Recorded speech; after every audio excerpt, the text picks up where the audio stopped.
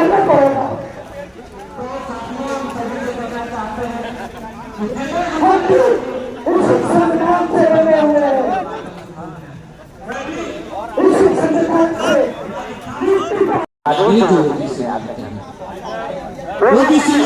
इसे मेरा मकसद नहीं था।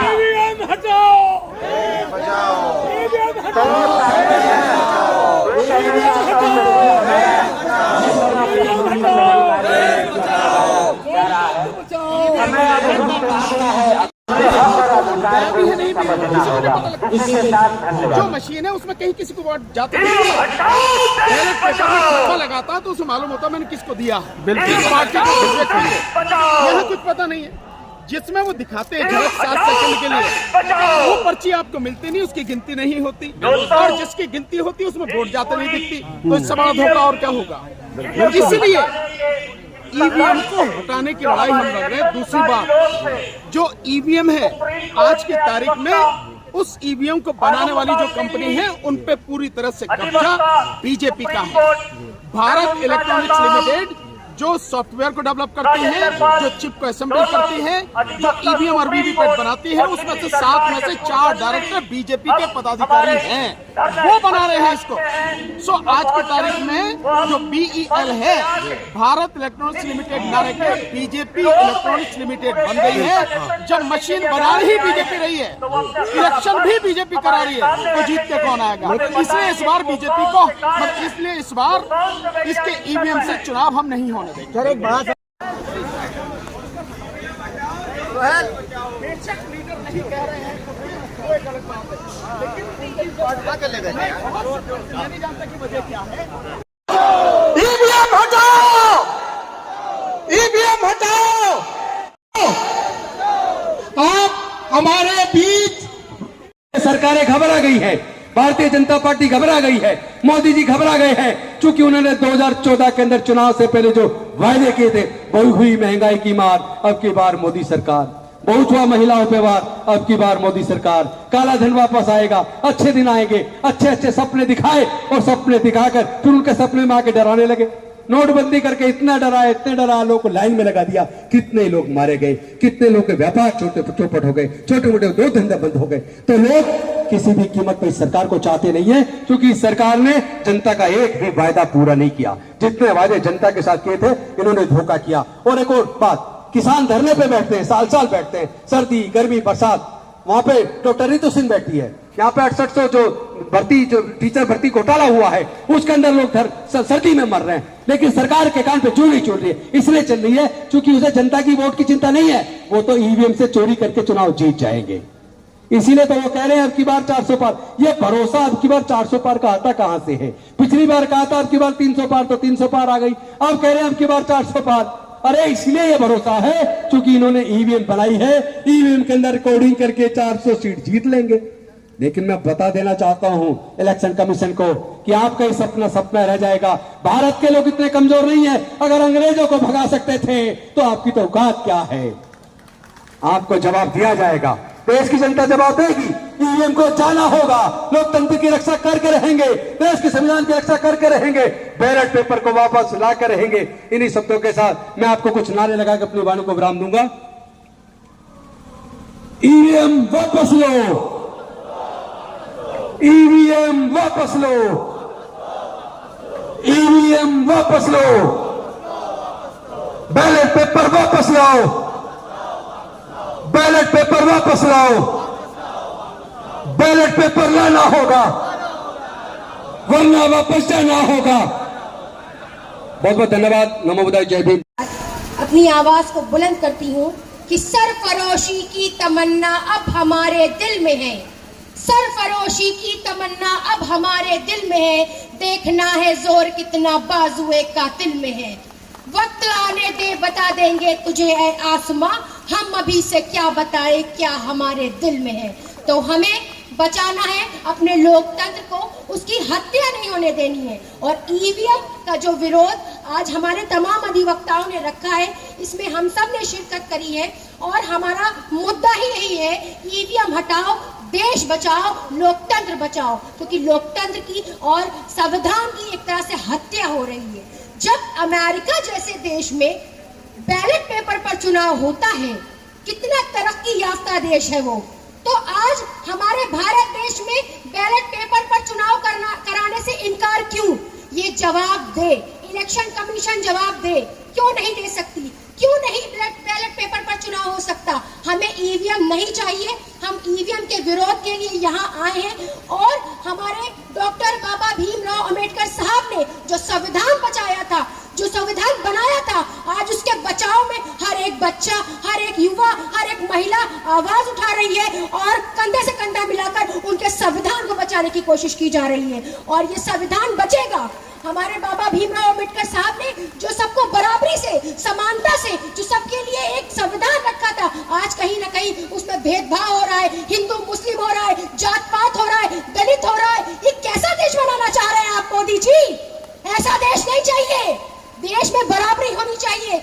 ऐसा देश होना चाहिए कि सब बराबर हो। और जानबूझकर ये ईवीएम ला लाकर ये कहना चाह रहे हैं कि 400 पार, 400 पार। इसका मतलब आपके ईवीएम में घोटाला है और जनता परिवर्तन चाहती है और जनता सत्ता परिवर्तन चाहती है। और जब सत्ता परिवर्तन होता है तब लोकतंत्र जिंदा होता है। लोकतंत्र जिंदा करना है हमको और लोकतंत्र को मारने वालों को, लोकतंत्र की हत्या करने वालों को इस देश से हटाना है, इस कुर्सी से हटाना है और तभी देश बचेगा। शुक्रिया।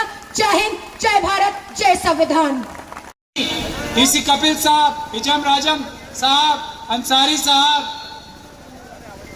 पटेल साहब, हमारी छोटी बहन उस्मा साहिबा, बाकी सभी लोग जो मिशन जय भीम से और अन्य संगठनों से आए हैं और इस देश के ईमानदार पत्रकार जो मेरे सामने हैं, जो पत्रकार यहाँ नहीं है वो लोग आप समझ सकते हैं वो देश के दुश्मन हैं, वो ईमानदार पत्रकार नहीं है, वो बेईमान है, वो अडानी अंबानी के नौकर हैं। इसीलिए सभी ईमानदार पत्रकारों को भी मेरा जय भीम, जय भारत, जय संविधान और अस्सलाम वालेकुम। इस सरकार के खिलाफ खड़ा हो सिर्फ वही होता है जो वक्त की सरकार को आईना दिखाए। जो सरकार की तारीफें करे वो दलाल होता है, पत्रकार नहीं होता। तो यहां सभी पत्रकारों को एक बार फिर मेरा सलाम। तो ईवीएम के बारे में राजेंद्र पाल गौतम साहब ने आपको सारी बातें बता दी हैं, इसलिए मैं अपनी बात बहुत ही संक्षेप में, बहुत ही छोटे में रखना चाहता हूं। मैं आप लोगों को यह बताना चाहता हूं कि ईवीएम से पूरी दुनिया में किसी भी बड़ी डेमोक्रेसी में चुनाव नहीं होता, ये बात, और ईवीएम से किसी भी डेमोक्रेसी में चुनाव अगर शुरू भी हुआ तो चुनाव वहां की सुप्रीम कोर्ट ने उसको कहा नहीं, ईवीएम धोखा है, फ्रॉड है, इससे इलेक्शन कराने का मतलब है जनता की आवाज से नहीं, ईवीएम की आवाज से सरकारें बनेंगी। यही काम हमारे प्रधानमंत्री मोदी की गारंटी क्या दे रहे हैं? अब की बार 400 पार, तो ये अब की बार ईवीएम से 400 पार की बात कर रहे हैं। ये हम नहीं होने देंगे, देश की जनता नहीं होने देंगे। हम लोग, हम खुद, क्योंकि देश की जनता का प्यार हमें मिला है, हम भी देश की जनता के नौकर हैं, छोटे नौकर हैं। हम लोग देश की जनता की आवाज पर, यह हमारी आवाज नहीं है, ध्यान से सुन ले सब लोग, देश की जनता की आवाज पर देश की जनता ने हमारी जिम्मेदारी लगाई है कि ईवीएम से चुनाव नहीं होने देना। हम लोग सड़क पे निकलते हैं तो लोग रास्ते में हमसे बोलते हैं तुम लोग गद्दारी मत करना हमसे, हमने तुम पे विश्वास किया है, हमने विश्वास किया है ये ईवीएम से चुनाव नहीं होने देना। अगर तुम इस लड़ाई से पीछे हट गए तो हम तुम्हें भी चोर, जैसे चौकीदार को चोर कहा था, तुम्हें भी चोर कहने लगेंगे। तो हम लोग नहीं लड़ रहे लड़ाई, ये जनता का आदेश है, हम सिर्फ जनता का काम कर रहे हैं। जनता देश की 95% नहीं, मेरे ख्याल से 99.9% जनता ईवीएम से नहीं, पेपर बैलेट से चुनाव चाहती। जो ईवीएम का नाम लेता है जो ईवीएम का नाम लेता है वो चोर है, बेईमान है, लुटेरा है, दगाबाज है, आतंकवादी है, क्योंकि वो देश की जनता का चुनाव का हक छीनकर ये ईवीएम का सरकार बनाना चाहता है। वो आतंकवादी नहीं, गद्दार है देश का। ईवीएम का नाम लेने वाला गद्दार है देश का। ये बात आप ध्यान से सुन लो। तो जो आदमी ईवीएम का नाम ले उसको गद्दार का नाम देने की जिम्मेदारी इस देश की जनता ने हमारी लगाई है। हमें अपने देश को ईवीएम के गद्दारों से मुक्ति दिलानी है। मैं आप लोगों को अब कानूनी बात बताना चाहता हूं। ये इलेक्शन कमीशन, मोदी जी के लोग, आरएसएस के लोग, बीजेपी के लोग झूठ भ्रांति फैला रहे हैं कि ईवीएम से चुनाव जल्दी होता है। ये झूठ है, ये चोरी है। ईवीएम से चुनाव देर से होता है। ये झूठ भ्रांति फैलाते हैं कि ईवीएम से चुनाव महंगा होता है, ईवीएम से चुनाव सस्ता होता है। ये भ्रांति फैलाते हैं कि ईवीएम से चुनाव जल्दी होता है। ये भ्रांति फैलाते हैं ईवीएम से चुनाव देर से होता है, पेपर बैलेट से चुनाव जल्दी होता है। सस्ता, जल्दी, सुरक्षित चुनाव ईवीएम से नहीं, पेपर बैलेट से होता है। जो चुनाव महंगा कराना चाहते हैं वो ईवीएम के साथी हैं। जो चुनाव में धांधली करना चाहते हैं वो ईवीएम के साथी हैं। जो चुनाव में खर्चा ज्यादा कराना चाहते हैं वो ईवीएम के साथी हैं। तो पेपर बैलेट की कमी दुनिया का कोई भी जो देश है ना, उसके सुप्रीम कोर्ट, कॉन्स्टिट्यूशन कोर्ट्स भी नहीं निकाल पाया। हर कोर्ट ये कह रहा है पूरी दुनिया का कि पेपर बैलेट ही सुरक्षित है।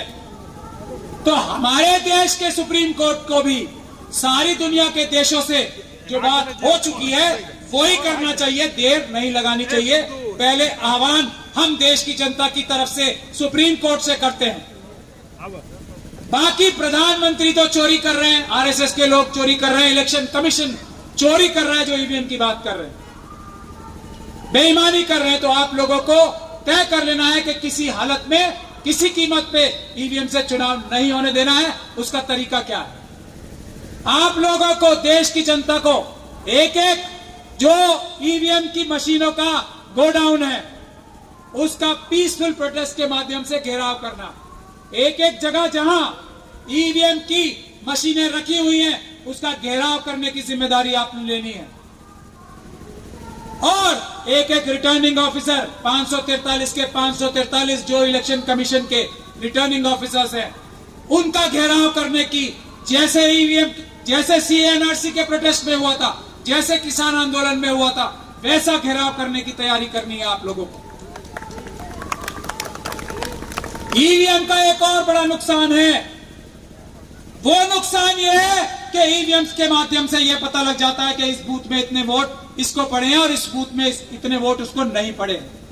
इलेक्शन के बाद लोगों को, वोटर्स को धमकाया जाता है, डराया जाता है। ईवीएम के इलेक्शन से ये पता लग जाता है कि किस तरफ वोट दिए, नहीं दिए। जो चुनाव जीत के आते हैं वो लोग कहते हैं तुमने मुझे वोट नहीं दिए थे।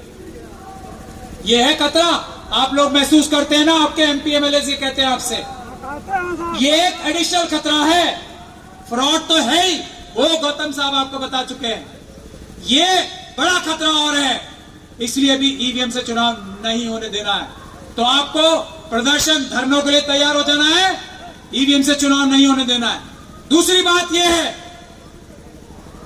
कि जो ये ईवीएम का प्रदर्शन, हम लोगों की मांग के बाद से ना 50 मशीनें हमें दे दो, जो हम लोगों ने मांग की, उसके बाद से ये चोर जो इलेक्शन कमीशन में बैठे हैं, चोर अधिकारी, वो गली गली जाके ईवीएम का प्रदर्शन कर रहे हैं। मैं आज आपके माध्यम से, ये ईमानदार पत्रकारों के माध्यम से ये निवेदन करता हूं देश की जनता से कि जब ये प्रदर्शन करने वाले आए, ये जो मशीनें पहले दिखाते नहीं थे, अब अगर आपके गांव में, आपके मोहल्ले में अगर ये ईवीएम की मशीनें दिखाने आए तो इनसे पूछो, ये फ्रॉड बंद करो।